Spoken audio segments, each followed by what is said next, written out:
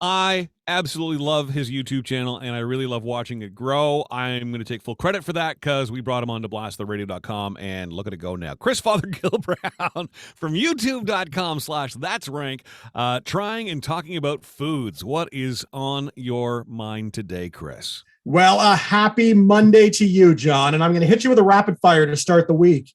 I hope you've had your coffee and you're ready to go. But what's your favorite food on a stick? My favorite food on a stick, other than a lollipop, well, ice cream. Ice cream on a stick. That's a good choice. You know what? No, okay. Are we talking frozen foods, or it could be anything? Anything. Ice cream's fair. Let's go with like a kebab. Ooh, a kebab is also another excellent choice as well. Yeah. Now, I wasn't asking for any particular reason. I was just kind of curious. That's all. Of course, I had a good reason. So today is National On a Stick Day. And while I'm sure our friend Sue McGarvey has her own thoughts of things that like to come on a stick, I want to talk about the culinary options today. Things that what on a stick, Chris? Things that come on a stick. Things that come on a stick. Okay. Yeah, Sue can get into that later. But right. So every single fall, we've lost John. It took me a minute into this week to lose him. It's great. Anyway, every fall, I like to take the week off before Labor Day for vacation by design because that is fair going season. And going to fairs all around North America is literally my highlight of the year. I've gone to state fairs in Minnesota, Massachusetts, Indiana, Wisconsin, New York, Florida, and I never, ever get tired of going. And really it's for one reason. I don't care about the rides. I care about the food.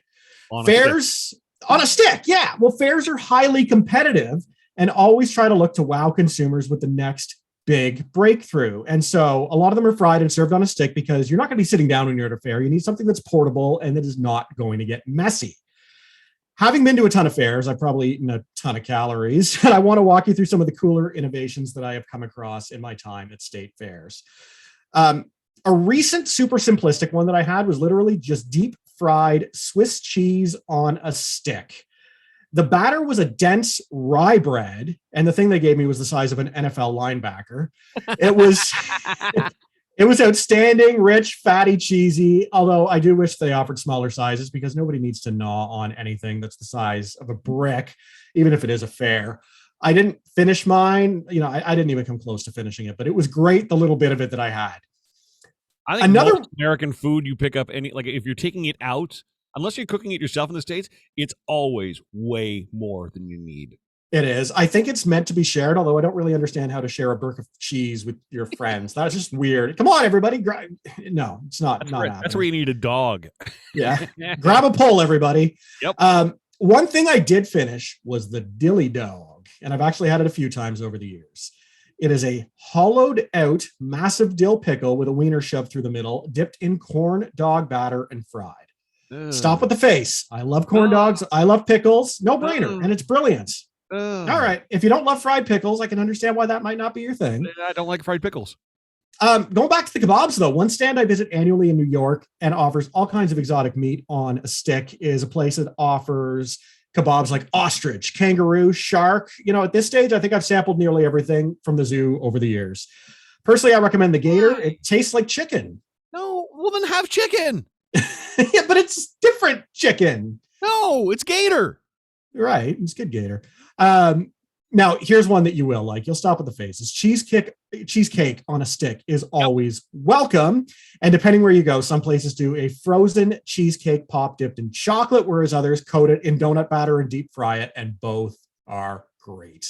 Canada Rib Fest has done that. It's fantastic. I can't wait for the Rib Fest to come back. Someday I'll tell you about the time I got to judge one of those. We'll cover that in a future episode. We'll compare notes. A few years ago, I got a chance to try a deep fried martini on a stick. And that is essentially a fried apple pie with martini mixed in with the apple in the middle. Interesting. Yeah, it's classy too, because martini on a stick. Look, I'm all frou-frou. I got my stick, I got my martini. As far as foods on a stick are concerned, that's classy. That's it. Absolutely. I felt very frou-frou in that moment. The final one I want to talk you through is the legendary spaghetti and meatballs on a stick at the State Fair of Minnesota. So what it is a massive meatball about the size of a regulation baseball, and it's battered and fried. However, in the middle, it's filled with spaghetti noodles, and it's served with a cup of marinara on the side. When you bite in, the spaghetti looks like little worms digging around in the dirt. So, why are you not in sales, Chris? Oh, wait.